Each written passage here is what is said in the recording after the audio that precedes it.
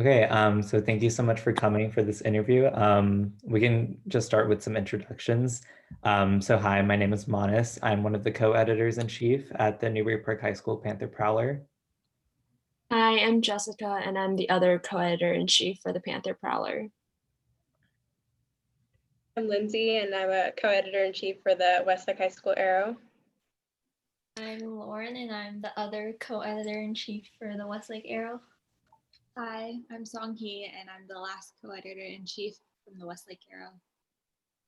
Hi, I'm Natalie. I'm an editor-in-chief for the Thousand Oaks Lancer.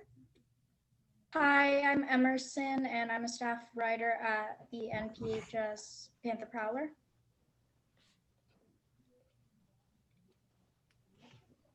So we're going to start by asking you to introduce yourself and your current occupation. Okay, great, thanks. Yes, my name is Patti Jones. I live in the Westlake area of Thousand Oaks. I am a full-time mom, and I have been for 27 years. And I've been volunteering in schools for the past 23. I have 7 children. Do you want to know anything else? So why are you running for school board, and what are some areas of concern you hope to address? Yeah, I'm running for school board. Basically, I started attending school board meetings early 2019. I just started going to almost every single one of them. I kind of watched the school board meetings. I watched parents' reactions, kind of talked to the parents, and I noticed some concerns. And so after doing that for a year and a half, I realized that people would benefit from a fresh perspective on the school board, and the parents were looking for a fresh perspective. I have a lot of children. I've done a lot of work with schools, and so I felt like I could bring that perspective in a way that would help the parents. And also, I'm a pretty open-minded person, so I feel like I could connect. I was hoping to really bring unity on the school board and kind of bridge the gap between the school board and parents. Thank you.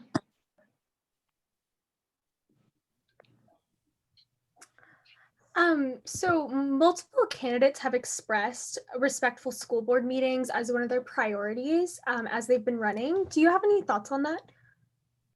Yes, I do. Yeah, I feel like that's definitely one of my highest priorities is respectful school board meetings. And what I think would help is just really more sense of community on the school board, more sense of that, we are going to do this together, we are going to work together, and we are going to disagree. I mean, that's just a fact. We're all different, and it's okay. That's okay to disagree. But when we disagree, we need to listen to the other people, everybody, respectfully. And then, we're going to have to figure out a way to cooperate and compromise. And sometimes that means that we don't get everything we want. I sound like a mom. I have 7 kids. We can't always have everything we want. And so just learning to communicate, learning to cooperate, learning to compromise, have that sense of give and take, and knowing in the end that what we're doing is for the children and for the community, and we want what's best for the kids. And so that's going to be our goal. Thank you. So what are your thoughts on distance learning, and do you think there are areas of improvement for the district? Oh yeah, distance learning. What are your guys' thoughts on distance learning? I would love to hear. I would love to be out, honestly, talking to the youth and finding out what their thoughts are. But I have 2 kids. They're in school right now. Young people, I should say. They're not children. My son goes to Thousand Oaks High School, and I have another son that's going to Los Cerritos Middle School.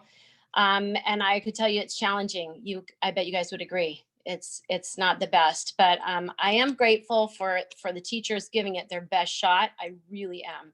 They are trying so hard to make this a really great experience. And so I try not to complain, because if I were a teacher, I wouldn't want somebody complaining about me trying to teach from a computer in the middle of a pandemic. Just want them to be grateful for what I was doing. And I think the best thing to do is that the parents need to stay involved and need to be positive, and we need to just do our best to keep the kids online and feeling active and involved, and also try to keep them in touch with their friends and as best we can without obviously, getting too close. And how would you address the issue of some students not having access to necessary technology outside of school? Yeah, I think the schools needs to provide as much technology as they can. I think I'm pretty sure that we were given extra funding for that. Like it was a lot of money, and the extra funding needs to go, yeah, to support for kids. Everybody should have access to a Chromebook, a hotspot. If they need earphones, even that should be provided for everybody that doesn't have one already. What are some things that you believe the district should be doing to support students and teachers during this time? I really think that they need to be reaching out and just asking the teachers, how do you feel like this is going? Are you connecting with your students? And especially, I feel like there needs to be an overall concern for what's coming in on the dashboard. For example, like, how are your kids' grades looking? How's their engagement? Are they turning in their work? Are they turning it on time? Does it look like they understand what's happening? And really just getting in there. And I know it sounds like extra work, but I think it needs to be done because they keep talking about addressing learning loss. And really, I feel like we need to address it right now. We need to just, catch the kids right now, almost on a daily basis, and just bring them back up if they're starting to fail. So how would you feel about reopening schools at this moment? My honest opinion, my honest unpolitical opinion, honestly, in all honesty, I really want to see the elementary kids back in school in cohorts A and B. So divide the campus, the kids in half. So half would go in the morning and half would go in the afternoon, and then a cleaning crew come in at lunchtime. I would love to see that next week. I think the elementary kids would benefit from going back to school immediately. And then I think just looking at the COVID scale, looking at, the rate of infection right now, I think just, watching those numbers come down just a little bit more, I would get the middle school kids and the high school kids in next, just as soon as those waivers come through. But you and I both know the waiver that we're applying for is only for elementary school right now. Thank you. Okay, so another big issue that a lot of candidates have been talking about is the issue of racial equity and kind of a lack of inclusion on campuses.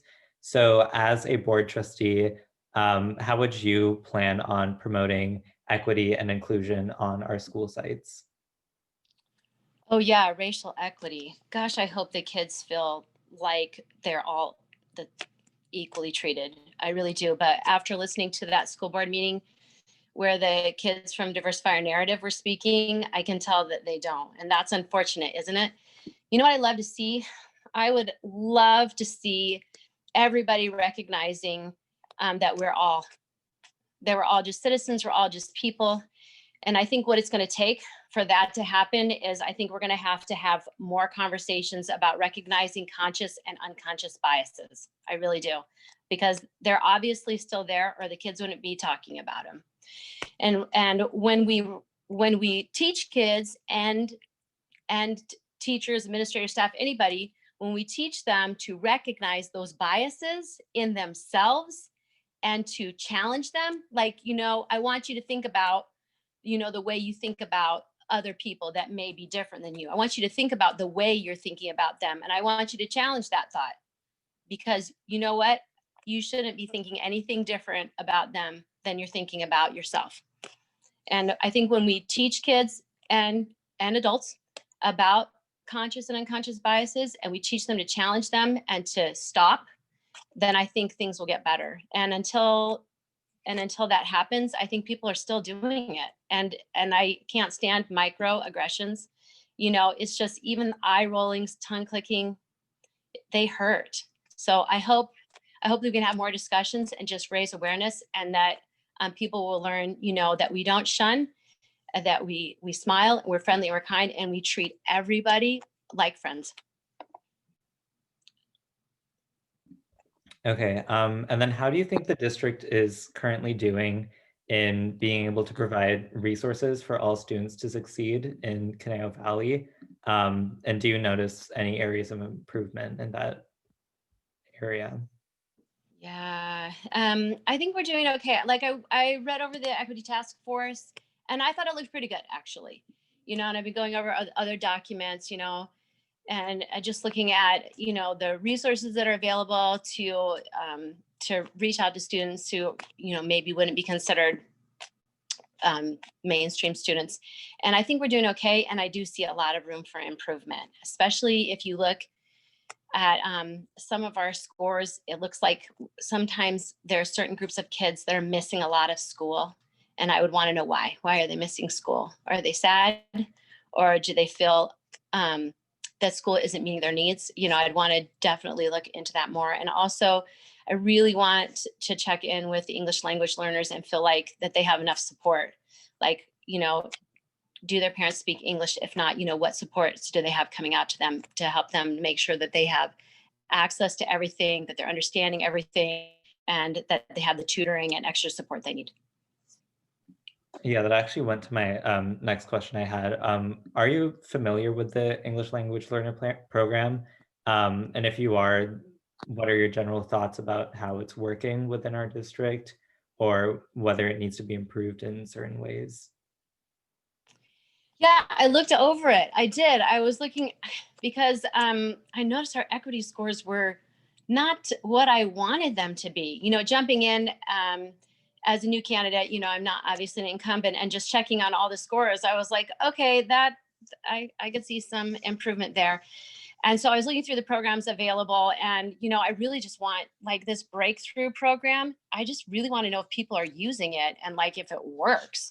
Like, I don't even know if people use the breakthrough program. And then there are others, sorry, I'm going through my notes. And there are other programs available for kids, like after school, there should be. I heard that the English language learner kids were put into summer school. I want to know how many kids enrolled in that and how they felt about it, like if it was helping at all. At the last interview I did, I just told a story about a girl that I mentored. Her parents spoke very little English, and so I just used to help her with her homework because her parents could not help her at all. She just lived next door to me, and I helped her all the time. I helped her enjoy doing her homework too, because it's tough if it's a second language. Anyway, she moved away. We lost touch. Her mother ended up driving by me one day years later, and she stopped her car in the middle of the street and jumped out and said, "I need you to come with me." And so I okay. And she took me to her new house, and she pulled out a picture, and it was her daughter, and they had been totally impoverished, and her mother had spoken very little English, and she was really struggling. She pulled out this picture of her daughter, and she was a cheerleader at UC Santa Barbara. I didn't even recognize her. And her mother looked me in the eye and she said, "Thank you for helping my daughter with her homework." And I realized that there are kids out there that are brilliant, brilliant, brilliant people. And just that little extra help with language, that little extra help with homework makes the world of difference. When you're talking about the breakthrough program, can you clarify which program that is and how it works? Okay, so yeah, so if you go on the district website and you look up special help for kids who might need extra need, they're actually, the first program that comes up is called Breakthrough. It's a student assistance program. And it's just supposed to help students get the resources they need. So you can apply, so you can go on to their website and you can sign up through Breakthrough, and then you can meet, student and the parents can meet with the district according to the website, and you can get extra help, extra resources. It looks like maybe some tutoring, and they just, depending on your need. But like I said, I haven't tried clicking on it and meeting with the person, but according to the website, it's there. Okay, thank you. Have you never seen it before either? It looks like new. Personally, I have not seen it, but yeah, I will check it out. Yeah, It's been around a little while. I know at least since I've been in high school, and I'm a senior, but I'm not sure when it started. Okay. Yeah, you don't know anybody who's tried it? I'm I just want to have somebody try it and see how good it works. Just try to sign somebody up for it. My brother actually did it, and he liked it a lot. Oh, really? Mm-hmm. Okay. But yeah, anyway, that's a conversation for later. I know. Go on. So going into the curriculum for, school curriculum, what is your thought process when evaluating books for core literature titles? Oh, that's a great question. Yeah, I actually graduated with a bachelor's degree in English, so I'm super passionate about literature. So every good piece of literature is going, if it's a really good piece of literature that's been around at least a little while, it's going to have literature about the literature. You'll actually have all kinds of papers that have been written about it and just studies that have been done. It's been dissected, and you can go in and you can read what professors or teachers have discovered about that piece of literature. And so what I look for in a piece of literature is I look for major thematic elements. I look for, what motivates the characters, what, what's you're going to learn from this book. Obviously, I'm going to look at its reading level, its vocabulary level, and just the overall audience reaction, all those things, and when you look at all of that, you start to get a picture, you get an idea of the quality of the literature. And so if a work comes in that it's like super on point, it's like it's got a great message, it's had a great audience reaction and has awesome vocabulary, and just the theme is amazing. Like if it's an empowering piece of literature, and I just want to emphasize empowering, like it'll take a person and raise them to the next level. They've come out of that piece of literature more educated, more focused, more ready to, do better in college and do better in life in general. Then I'm going to look at that piece really seriously. And I do review curriculum. That's one of the things I do. I'm on a parent formed curriculum review committee. And so that's what I'm looking for, empowering literature that bring kids to that next level of life. Thank you. And do you believe that a diverse set of perspectives is represented in the required core literature list for CVUSD? I'm sorry, can you say that again? Your voice cut out. So sorry.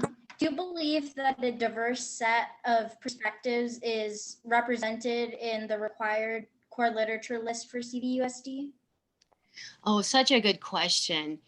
I really feel like I can't tell you how grateful I am for Diversify Our Narrative for bringing this up. And I really feel like that they're working on it. So I went to the last curriculum review and they introduced 2 pieces that they're adding to the literature. And I really want to read both of them to see if they meet those standards that I just said.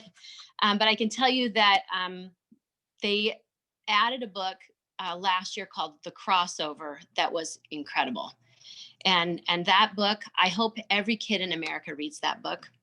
And books like that, we need.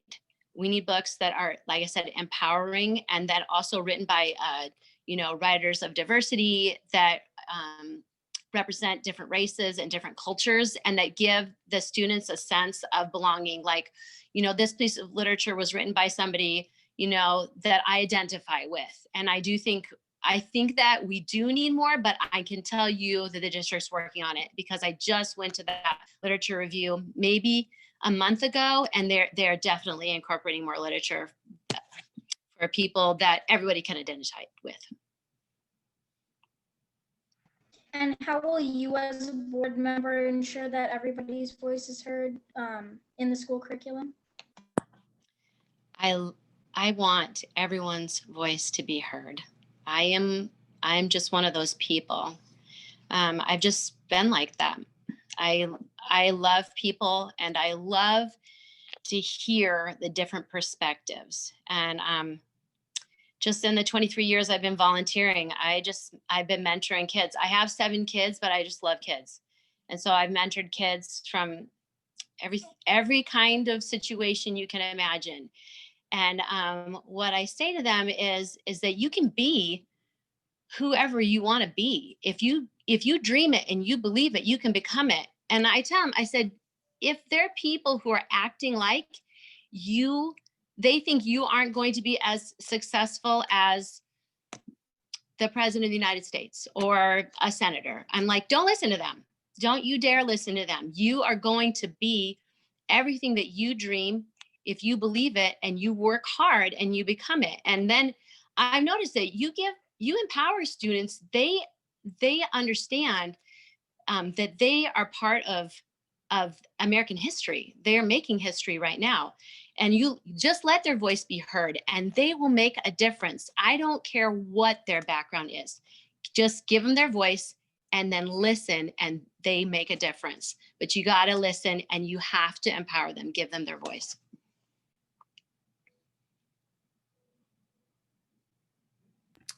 Moving on to a different section of curriculum. So CVUSD right now is out of compliance with the Healthy Youth Act. As a board member, how would you plan to adapt the curriculum to meet those requirements at the primary and secondary level of education?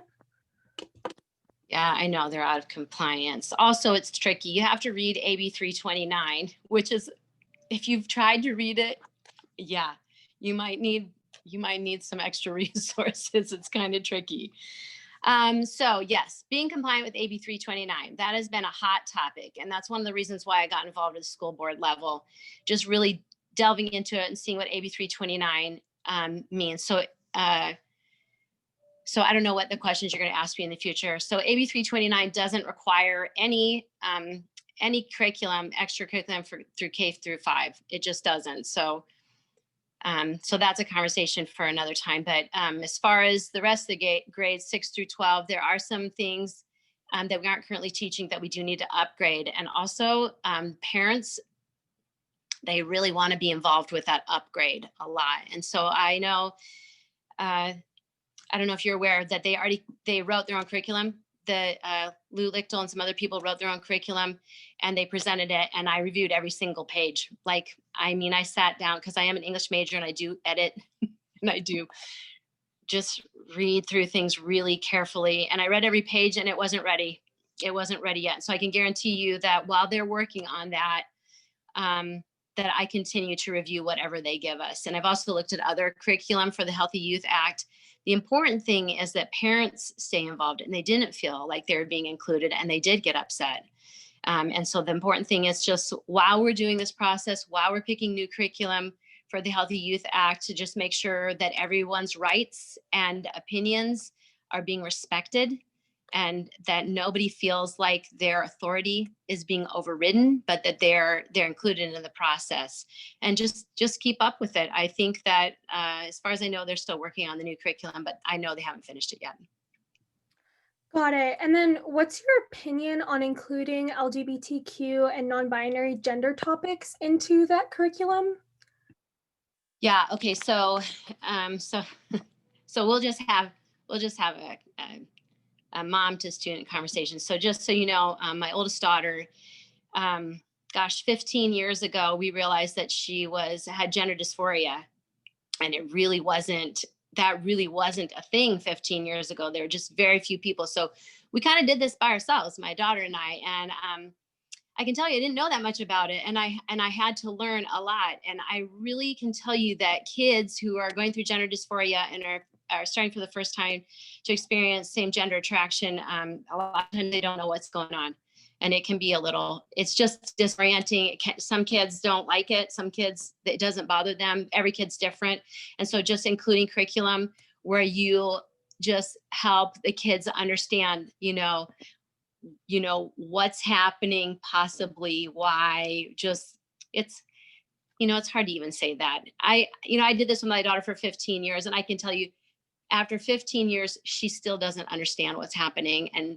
But I can tell you that kids who are experiencing this need a support group, and they need to feel like people still love them and care about them, and they need some, explanations going on, just so they don't get so super confused, and then they don't want to talk about it because they feel like nobody would understand.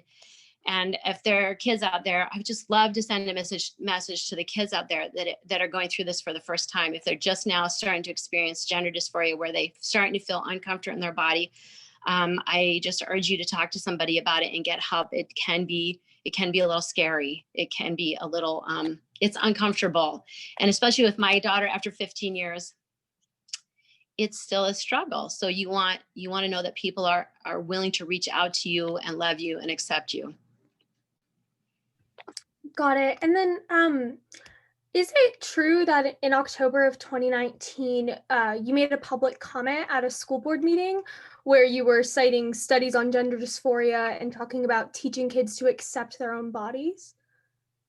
So I made a statement about my daughter. So here's what happened. So at that school board meeting, they had said they weren't going to teach any curriculum at all, K through 6, because it wasn't required under AB 329.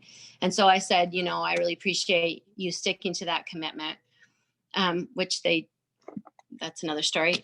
Anyway, the statement I made is that my daughter experienced gender dysphoria when she was younger. And she decided to identify as male for 3 years. And I supported her. I said, we're going to do this together. I said, we're going to take it one day at a time. I said, so today we're going to go get you some new clothes. And so we went out, we went shopping. We were at Old Navy. We looked at one side of the clothing rack. I was like, are you interested in anything in this aisle? And she said, no. And so I turned around and I said, how about this one? And we were in the boys section. And I said, do you like this shirt? And she said, yes. And I'm like, oh, hallelujah. And so I bought her these beach t-shirts and jean shorts, and she loved it. And she just dressed like a boy for 3 years, and she was so happy. And then something happened that I just thought, I said, whatever you decide when you're adult, I'm going to respect your decision. I said, let's take this one day at a time. And so when she was 17, she decided she didn't like being a boy. She'd done it for 3 years and she didn't like it. I said, oh, okay. I said, well, do you want to try being a girl again? And she was like, I don't like girl clothes. And I said, okay. I said, why don't we buy clothes just for you? And so we went out again.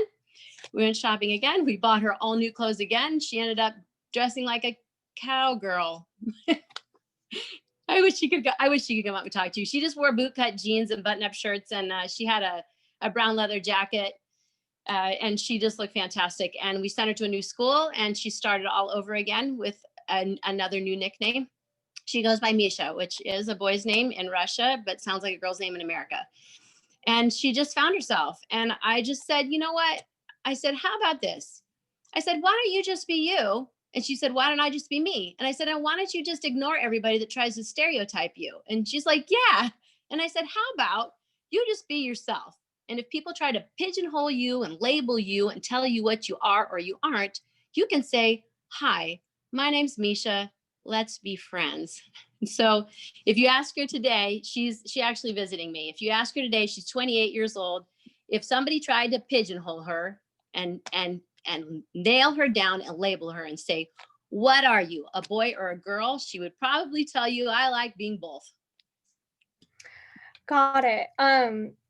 Just to clarify, are you against starting to talk about gender identity in school in the K through 6 level or K through 5? So what I think needs to happen. So I realize that I have a completely different perspective from other people because I've done this. So what you have to do is, in my opinion, you have to let the kid lead the conversation. And I'll tell you why. If you had told my daughter in kindergarten that she may have accidentally been born the wrong gender or accidentally assigned the wrong gender, or in some way that something went wrong, she would have been very upset. And she may have not made that, I don't know how to say it. She may not have made it to 28. Let's just say that. Because I asked her, I said, this is a curriculum they're using in Oak Park. I'm like, you have gender dysphoria. You identified as male for 3 years. I don't. Would this curriculum that they're using in Oak Park, would that have helped you when you were a child? And she said, no way. She said, Mom, I was already confused enough. If you had told me I'd been born in the wrong body, I wouldn't have known what the heck to believe. So that's what she said. So what you need to do is you need to stop stereotyping kids. That's what needs to happen. If you start laying down the line, well, if you like this and you wear that, then maybe you're a boy, or maybe you're a girl, or maybe not. You need to ask the kids. So how about this? How about you let the kid tell you what they like?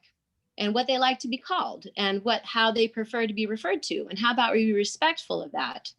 And then we don't try to make them be something that they don't feel comfortable being or doing, right? We need to respect them. It's really about being respectful and reaching out, and also helping kids to understand that this is something that happens. Gender dysphoria is a real thing. And, if that's happening to you, let's talk about it. Let's talk about what you feel comfortable wearing. Let's talk about what you feel comfortable being called. And I've had a lot of conversations with teachers about that, going into the classroom before school started and saying to the teacher, okay, let me see your school record. Okay, this shows my daughter's birth name. I'm like, I just want you to know that she will never respond to that name. And we would cross it off, and I'd say, this is her name that she goes by, and we'd write that in. And I'd say, I can guarantee you that she won't respond if you call her by that other name, so please don't. And then just if your child, so my daughter didn't care about her pronouns. She didn't care. She didn't care if people called her boy or girl. She didn't care. But if a kid does, that would be the time to tell the teacher, okay, and then I want they like to be referred to as he or she, please be respectful. And then just be respectful of what they're wearing or what they like to do or what they like to talk about. You don't have to go, I know they're a girl, but it's like, it doesn't matter. Just let them be themselves, and help them be their best selves, and help the other kids to treat them kindly too. Got it. And so like in terms of the conversation of, hey, gender dysphoria is a real thing, and like helping the other kids kindly, do you think that should be part of the elementary curriculum, that conversation, as opposed to maybe whatever curriculum they're using in Oak Park? Yeah. Yes, absolutely. Like helping kids understand, just helping kids understand how do you do that? Because you're talking about kindergartners here. So fourth graders. Whatever, any grade, like just helping kids understand, like, it's okay. So like with my daughter, I wish you guys could have been there, and realizing that this was 15 years ago before it wasn't a thing. I had people say to me, they'd say, you can't do that. And I go, I can't do what? And like, you can't let your daughter do that, whatever. Or girls don't do that. That was the big one. Girls don't do that. And I'd be like, well, this one does. So apparently you're wrong. And just having conversations like that, just breaking down stereotypes. If you ask my daughter, what is the hardest thing about gender dysphoria? What's the worst thing? What makes it impossible? And she will say stereotypes. Gender stereotypes make it the hardest thing. She said, if people would stop stereotyping, stop making assumptions, stop labeling, stop being biased. She said, if people would have stopped doing that, I honestly could have just been me, and it would have been totally fine. But she has great friends today. She does. She has friends that are really, really accepting and that don't try to label her. She doesn't like it. She doesn't like being labeled by anybody. She doesn't like being labeled by the LGBT community as non-binary. She hates that. She doesn't want to have to be defined rigidly. She wants to be herself. And I really think kids who are going through gender dysphoria, I don't think you should label them. I really don't. I can tell you my daughter hated it. She just wanted to be able to be herself and be respected as herself, the way she felt comfortable, without people trying to put her in a box and trying to figure out what she was. It's not what she is, it's who she is. Her name is Misha. She's a photographer and an actress. She's amazing. That's all you need to know. Got it. And then one more thing about the Healthy Youth Act. How do you feel about comprehensive sex education? Comprehensive. Okay. Okay. Take me there. Comprehensive sex education. Teaching how to have protected sex and consent, things like that, as opposed to abstinence only. Oh yeah. You got to talk about everything, right? We don't live in a bubble here. Yeah. So of course I would, in my home, and I do recommend abstinence. I do. When you're in a school setting, you have to talk about everything. You just do. Because let's face it, kids need to know the facts, right? And so you do. You have to talk about everything. But I would be careful. I would be careful to be respectful of everybody. Yeah. Got it. And then moving on to mental health, what are your thoughts on social emotional learning in the classroom? Like teaching self-awareness, self-management, relationship skills, decision-making? Oh yeah, that's a great idea. Oh yeah. My daughter's studying psychology. Yeah, your kids really need to know. Oh, they really need to know how to, be aware of themselves and, how they're feeling and how they're reacting to situations, how they're reacting to other people. It's really, really important. And I think also just being aware of your surroundings and how to respond to people. You're going to be met with so many different people at school with so many different personalities and viewpoints, and just learning how to respond and learning how to feel confident. Like being assertive without being rude is really an important skill. And then what is your opinion on CVUSD's social emotional specialized program, such as self-contained classes for students with certain disabilities? Oh, self-contained classes. Isn't that a big topic? I have been researching that. Okay, so my honest opinion, my daughter was in an inclusion class in another district, and all they could talk about is how great it was. How great it was for the kids, the mainstream kids, how great it was for the, it was a 15-5 program. So they had 20 kids in the class, 15 of them were just the mainstream kids. And then there were 5 special learners in the class. They were all different for all different reasons, all different, levels. And they just, I can just tell you that the kids thrived when they were put in an environment where it was called positive peer modeling, where they saw other kids their age, what they talked about, their behavior, everything. And it really, really changed the way they reacted to situations. It was pretty incredible. And then the kids were taught, and obviously there were 2 teachers. There was the mainstream teacher, and there was a special ed teacher. So there are 2 teachers in every class, the inclusion ones. And then the kids were taught to not to just be positive role models, but to actually be peers in a way like, can you hold their hand when frightened, or can you walk them to this place? Can you help them? They would sometimes work in the garden together. Can you help them with their work? And so what ended up happening is that all the kids learned to work together as a community, which is what you want in adulthood in real life scenario. And the kids who may have never met somebody that had a special need were now not only meeting them, but they were learning how to work with them on a very personal, everyday level. So that going into adulthood, that was one of the skills they already had mastered, is working with people that were very different, that may have a special need, and being considerate and learning how to be friends with somebody that is different than you. Got it. And then also, sorry, tripping over my words. How do you think that the district should best support students struggling with a lot of stress and anxiety surrounding school?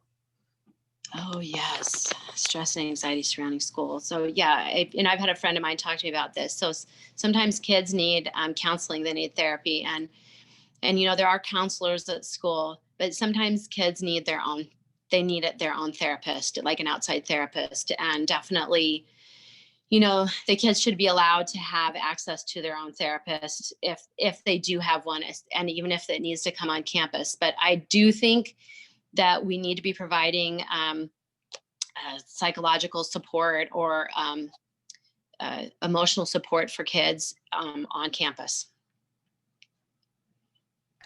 Got it. And so I was on the student district advisory committee for about a year, and one term I heard thrown around a lot was like, high school is a pressure cooker. There's all this pressure to like take every AP class and take every honors class and push yourself until you drop. And so how do you think that we could kind of combat that culture at our school sites?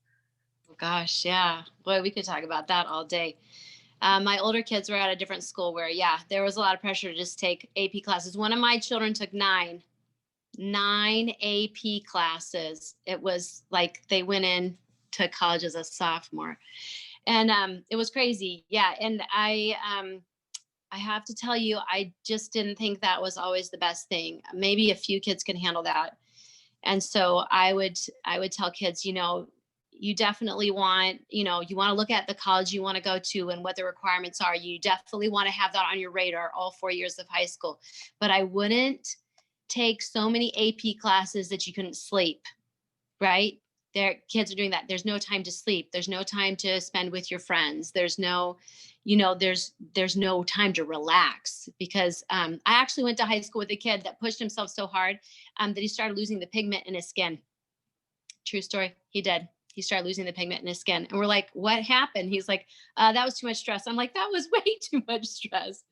So what I told my kids is, why don't you pick your AP focus, you know, maybe 2 or 3. And then you can do those. And then it's okay to take CP classes, and it's okay to be well-rounded. Make sure that, you know, you're doing something physical, maybe something musical, whatever you enjoy, and getting sleep at night, right? I think kids need to get sleep. Yeah, I totally agree. I think the American Society of Pediatrics does too. But do you think that like that should be something that's regulated by the district, like how many hard classes you can take, or just something that students need to self-regulate? You got to self-regulate. You got to let them choose. Yeah, that's the thing. But I'm a huge proponent of letting kids make decisions, because they learn. They learn when they decide things for themselves. So what you do is you teach a kid correct principles, and then you let them govern themselves. You let them choose, as long as it's safe. I should say, as long as it's safe. If they are choosing to ride a motorcycle without a helmet, I'm going to say something. But really, because that's what I did. I played it to my kids. I had one son, like I said, that took 9 AP classes. He did really well. I had a daughter that also wanted to take those 9 AP classes. And I said, I strongly recommend you not do that. You're going to be exhausted. And she did it anyway. And she learned something from it. So, but really just making those recommendations, looking at the amount of sleep they're getting, like how exhausted they're getting, how much peer interaction they're getting, like, and just making some recommendations. You know, I might recommend that you might scale it back next year. Of course, it's up to you, but you're definitely making recommendations. Got it. Thank you. So moving on to budget and funding, what would be your top priority for spending, and do you think that the district could better allocate its funds?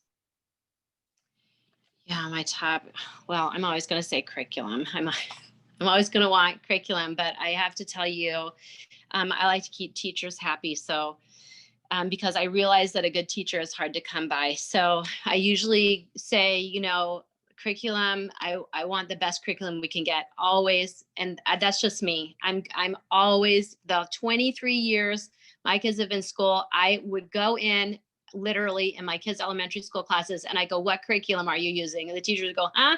And I go, just please let me look at it. And then I go, okay, this is not good curriculum. I'd say you got to ask for something better. The kids don't learn from this kind of curriculum. And then if it was really good, then I'd say, all right, you know, can you go back and tell the district that this actually works, and let's stick with it. And so that, and yeah, I do.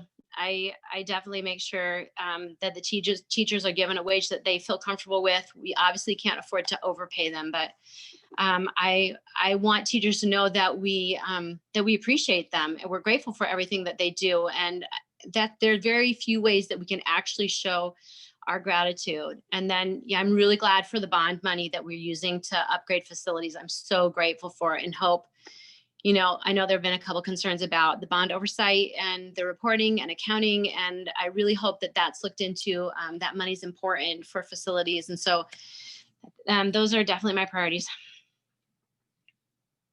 So with COVID and everything, how would you address the low funds given for custodial services and cleaning supplies? Oh my gosh, I hadn't even thought of that. Are there low funds given for custodial and cleaning supplies? Yikes. We should have been given funding to help with that for COVID. And I was told that they were giving extra funds specifically to address those issues, the custodial issues, the cleaning issues that would need to be addressed because of COVID, because there's going to have to be more cleaning if the kids go back to school. Okay, thank you.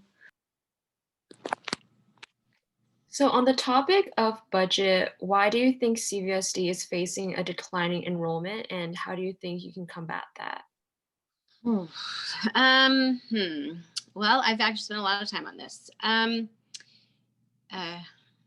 according to some sources, a lot of sources, there's definitely, I'm trying to be diplomatic, there's definitely some discord.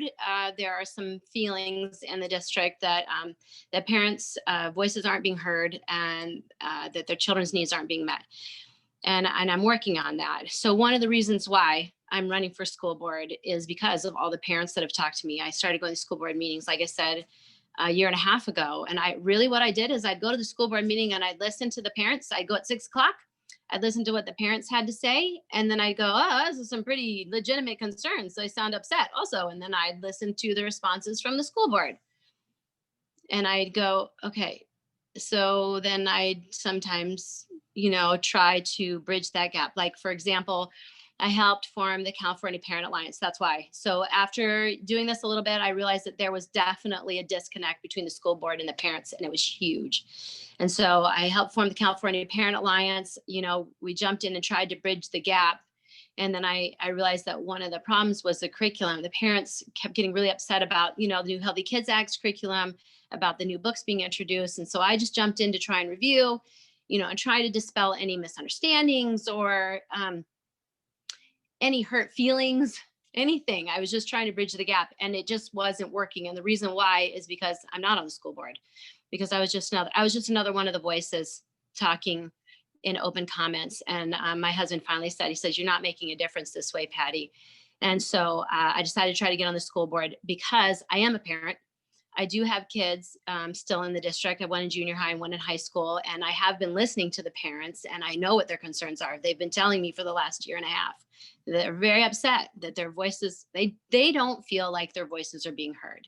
And so the declining enrollment, people tell me every day why they left. It's really sad. They come right out and tell me.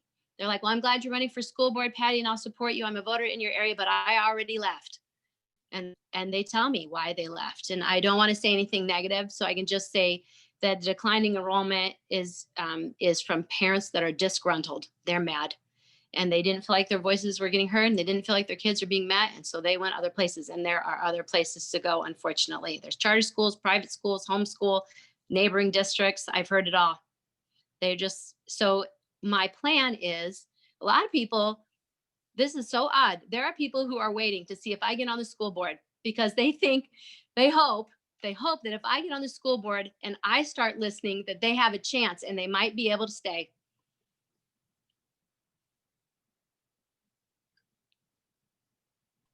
Thank you. So I know you just mentioned the importance of parent voices. Do you have any plans on boosting student voices in the district? Oh my gosh, I love to hear from the students. I'm so grateful that we have the SDAC. So grateful that we have a student on a student trustee. Isn't that amazing? And I'm so grateful that our students come in and speak at the school board meetings. You know what I want the students to know?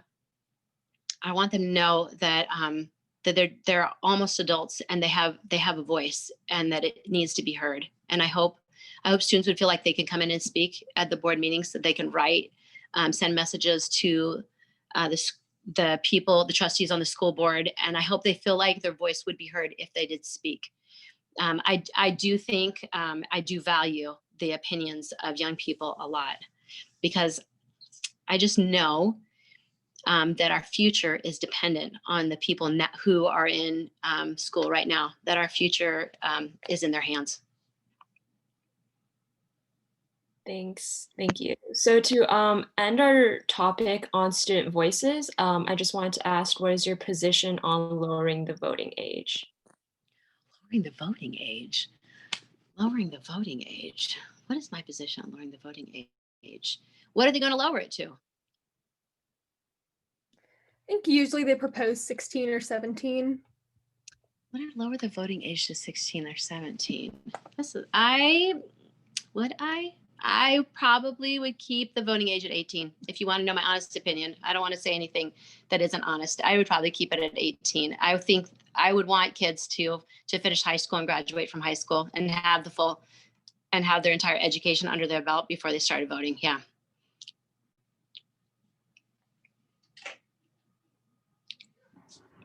Okay, thank you. I think that's all of the questions that we have for you. Do you have anything else that you want to say? I just wanted to tell you guys how much this means to me that you did this. I was a newspaper writer for a tiny bit when I was in high school. I am a writer.